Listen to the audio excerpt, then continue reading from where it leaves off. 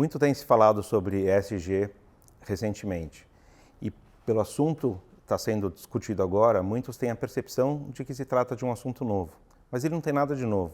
O ESG é bastante antigo. Já se tem registro de falar formalmente sobre sustentabilidade desde o século XVIII. Mas se a gente for pensar bem, o ESG trata de questões de direitos humanos, meio ambiente e ética. E a gente pode encontrar elementos desses fatores nas principais religiões monoteístas. A própria religião judaica, por exemplo, tem elementos que falam sobre justiça social, preocupação com o próximo e etc. Trata também de questões de crueldade animal. Todas essas questões estão contempladas dentro do ESG. Então, finalmente e muito recentemente, estes assuntos tornaram muito relevantes para o mercado financeiro, para muitas empresas e então também para os indivíduos e para os consumidores. Então, este debate, ele é um debate que, na verdade, ele tem raízes nas religiões monoteístas, ele ganhou muito corpo recentemente, mas ele não tem nada de novo. A gente precisa entender que a gente está no meio de uma grande transformação. O capitalismo está mudando.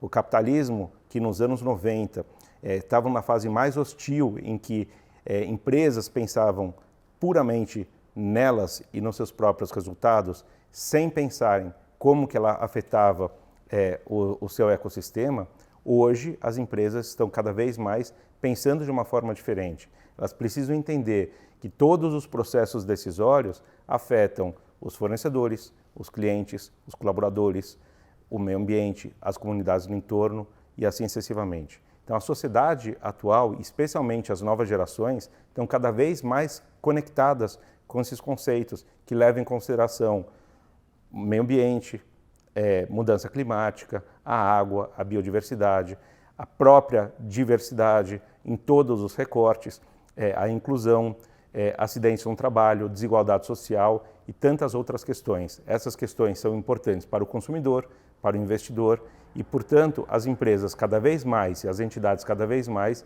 estão conectadas nessas questões. Na medida em que vários conceitos de direitos humanos eles estão sendo cada vez mais discutidos, a comunidade judaica também precisa entender que já foi, por exemplo, vítima ao longo da sua própria história da exclusão. E, portanto, a gente precisa incluir, além da própria comunidade, né, o olhar sobre outras comunidades.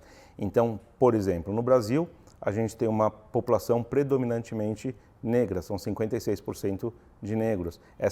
Esse olhar empático em relação às demais comunidades, elas fazem parte do escopo ESG e que também devem fazer parte da visão comunitária. Então, incluir a população LGBTQIA+, incluir pessoas com deficiências, incluir refugiados, todas essas visões são extremamente importantes na pauta comunitária. A comunidade judaica deveria trazer essas discussões e essas reflexões.